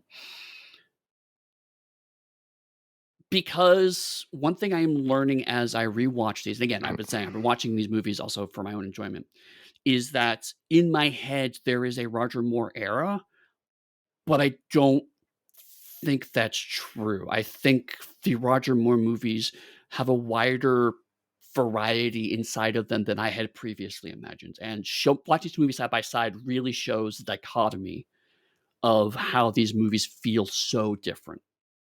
Now, I will say, um, I appreciate and genuinely like Moonraker a lot better now. Partially because I'm thinking about the time period it comes out in, what it's trying to do, the fact that it's not making fun of science fiction movies. It is done by science fiction fans who love this thing and want to rib it slightly. And there's a different tone for that, and I feel like that's coming out more. Much like we talked about with Shaun of the Dead. Yeah, There's a difference between people who love zombie movies making fun of zombie movies and people who are just making fun of zombie movies because they hate them, right? So I it's the get problem with some of She-Hulk. yes, right. People with She-Hulk kind of seem like they don't like legal Comics. shows or They comics. seem Yeah. to not like superheroes. Um, so watching this, it's like, okay, I get that now. But for me, then it does feel like a movie with two halves. The first half feels more like a James Bond movie, as I would expect a Roger Moore era James Bond movie to feel, and the second half feels like a different movie to me. Um, but I will say, watching it in 2025, I've made running jokes about resonances with modern politics, and that's partially because the movie is landing for me better because a bonkers billionaire doing this kind of stuff has now moved into the realm of possibility in a way that never existed prior. So And so weirdly, that brings it closer to a James Bond film for me as a result.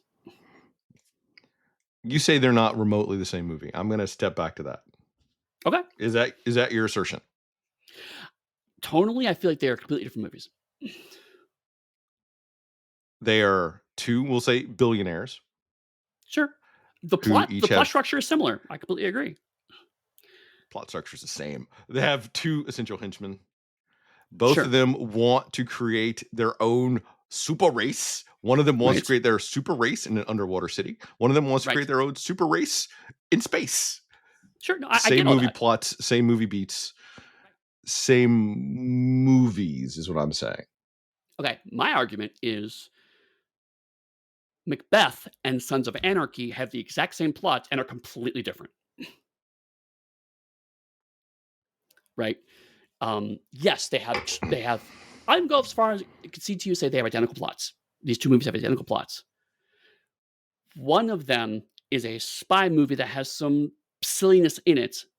The other one is a science fiction movie that has some silliness and a spy plot in it. And that changes the tone of the movie at a basic level for me. Because The Spy Who Loved Me, because I mean, we've talked about how the let's say subordinate henchman, the non-Jaws henchman, is so forgettable that he kind of just falls out of the movie. Literally, he just falls out of a window and just never appears in the movie again. Um, uh, a lot of the things you expect to see in a Bond movie get crammed into the first half of the film. The I'm gonna meet up with the billionaire on a social event, and we're gonna have mind games until Bond proves that he's onto him, and the guy says he's on to Bond. Straight out Goldfinger. Goldfinger spent a lot of time with those mind games. This gets crammed into a 5-minute segment where he straight up murders a guy in California and leaves with no consequences. Um, because the movie's trying to get to the science fiction part of the movie. The movie's trying desperately to stop being a Bond film to get to the science fiction part that's clearly more interested in.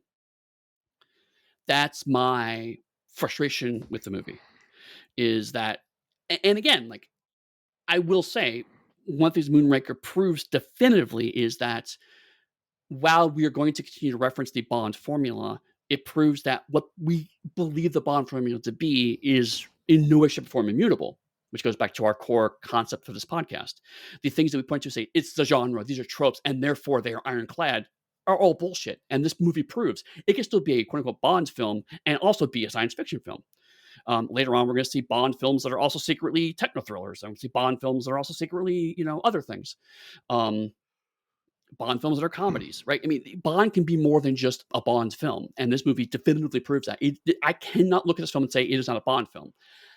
I'm saying that The Spy Who Loved Me felt like they figured out what a Roger Moore era Bond film looks like, and then they jettisoned a chunk of that to chase a trend. And while they chase that trend very well, I feel like it loses something that I enjoyed about The Spy Who Loved Me. Okay. So you've for me, you've clarified what I was having an issue with when you were saying they were not plotly the same movie as what I was saying. And because they Right, are. And right. tonally, I agree. Totally different. Like other than the humor factor, which here they turned it up a couple more notches. They Completely like agree turned with it you to on the 11. 20% too. I completely agree there's 20% too much humor in the movie. I will absolutely agree with you on that point. They Spinal Tapped it and turned it to 11 for the Yes, humor for this movie, which I completely agree. think then they later in Roger Moore movies, they go and they go, all right, that was too much. They start toning it Yes, back down, yes, which agreed. goes to your other point about how Moore's era is different because I think towards the end of Moore's era, it gets a lot more serious versus now. Mhm. But that's also a totally different beast. We'd have different issues with that. But for here, totally different. I agree.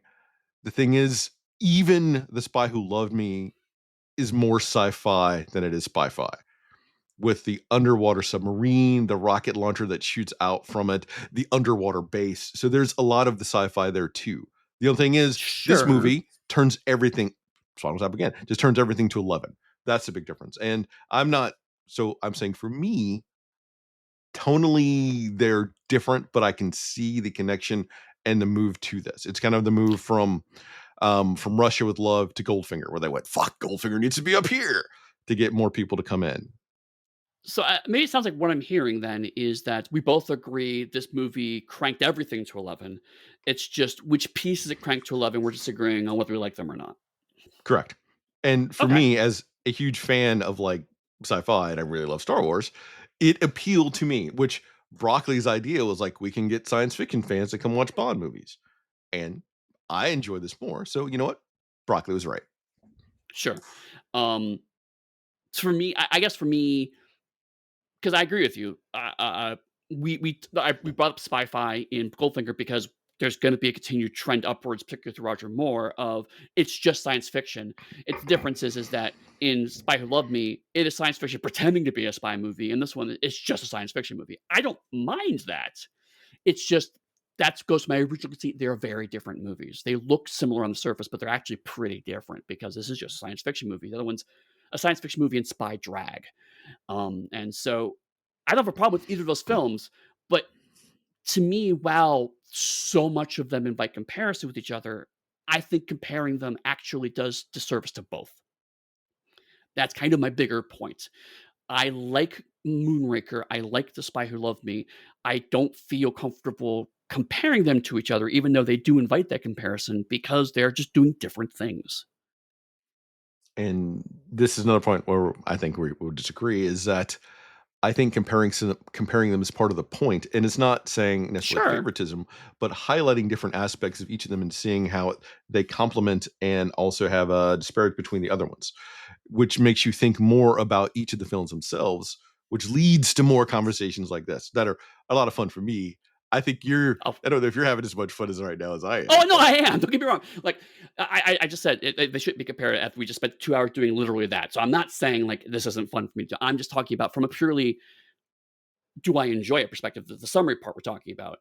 It's like now that we've done the comparison, I feel like the people who go, "Oh," and then Moonraker's at the bottom of the list, it's like, Moonraker maybe should be on a different list. I mean, like, is there a list of Bond movies that aren't quite Bond films? I mean, I don't know. I think the larger point is obviously the whole point of this run is we're gonna sit and compare the Bond movies, so I'm not arguing against that. I'm just saying is that now having watched this, I was going into expecting going, "Okay, cool, this is gonna be a worse version of A Spy Who Loved Me. And so we started with I think it's a better version. I was like, how do we get there? But now that we talked it through, it's the I have raised my opinion closer to where your level's at, right? In the sense that I appreciate the film a lot more. Even after talking about it, I do appreciate it a lot more. And part of that is by comparing the two films. Um, but I still don't think I'm ever going to watch this movie again. Well, I can say unequivocally, if we weren't doing this run, I would not watch Roger Moore Bond movies. Right, right. So, no, and actually, sometimes it's fun to mildly disagree. I mean, sometimes that also leads to good conversations too. It's nice. It doesn't happen. That's it. We're gonna find divisive things that we're both totally different opinions on going forward. We're changing the whole format. We're no longer gonna be pro shows. We're gonna be anti shows. We're just gonna be like everyone else and drag everything. That's not gonna happen. God, no, no, Jesus, no, because I would not live through that. Because again, No. like as much as we're quibbling this point, be super clear. I enjoy the experience of watching this, even though there's lots of parts of it where I was just like, I am so glad I never see Jaws again. Right? Example, it's like I no interest in this character, but yeah, there are some genuine high points, and again, part of it is for me. What's fun about Bond is it feels like it's a heightened version of being something that could happen today, and things have changed to the point where this is not a thing that could happen today in a very heightened level. So I don't know. Maybe I do like Moonraker. So then, Eddie, if we're not going to talk about Roger Moore anymore, what's our next series run going to be? Are we done with James Bond? We're gonna talk Austin Powers. No, we're not. Um, although if we did do a similar to our Friends of Blade Runner run, doing a Friends of James Bond run at some point might be interesting. But no, we're gonna go In like Flynn, into in in like like Flynn, the oh spy who god, shagged me. yes, I th- yes, yes. I think Dean Get Martin smart. even had a spy movie. He did. Uh, Just saying. Bill Cosby did too. But we don't talk about that one. Um, no, we're going to go into the Timothy Dalton era. So we're moving ahead, big chunk of time, and we're going to do both of them. 'Cause- What Yeah, didn't Dalton only do two? I think we he did only two. did two. So we're going He to do the double Lazenby. entire. We're gonna do the entire Timothy Dalton oeuvre. So we'll start with License to Kill because that's what the one that comes first. Eddie is, of course, lied to you because we're not doing both Dalton movies. We're only doing one Dalton movie. I thought we were doing both. No, no. All right, Nope. you're right. I'm sorry. Yes, no, you're right. My apologies. Because yes, I forgot how we structured this. Yeah, so we were doing the one Bond So movie. Yes, Eddie, since Eddie has put it out, I'll give a little behind the scenes bit here at the very end. my We're apologies. only going to do one Dalton and only going to do one Brosnan. Right. Okay, And so that's right. whatever Because we Brosnan that decided we're gonna is, I'm not going to tell you yet. right, but no, not yet. Yeah. Actually, it's been a few months since we talked about this, so I've forgotten. But you're right. No, we decided that this was going to be because these were the lower fewer movie Bonds. We were going to do one of each of these because then, of course, Daniel Craig has so many equivalents to Moore and almost like Connery. So yeah, we were doing one of each. So this is the Timothy Dalton one, which is License to Kill, which I am reliably told is the good one, quote unquote. We shall see. Can I can I honestly say that I don't think I have ever seen any Timothy Dalton response. I saw I Lazenby. I haven't have, seen any Dalton. I have, and I have. I think Dalton was done dirty, honestly, but we'll see how it goes. I got the box set and I still haven't watched them. So this will be my first viewing. We'll see how it goes. See how it goes. It's been a long time since I watched any Dalton movies, but uh, if you are interested in talking with me about my inability to keep track of which Bond movies we're watching, or if you also want to continue the arguments about why Moonraker is inherently a better film than The Spy Who Loved Me, you can find me on pugsteady.com. That is my website. That's also where you can find me on Blue Sky, or you can find me on the Darker Hue Discord, and we will probably be having some form of this conversation until the end of time. And if you're looking to get in touch with me or to give suggestions about what our Friends of Bond series should look like, you can do that in the Darker Hue Discord, or you could at me on Blue Sky at Darker Hue. If you want to give me money, you can come join my Harlem Unbounding Discord, where I think I recently ranted about New Who, and I'm putting up some playtest materials, and I'm going to start putting stuff for Gamehole Con very soon, if I'm not already there, depending on when we release this series. Right. So we'll see you next week. We talk about A License to Kill.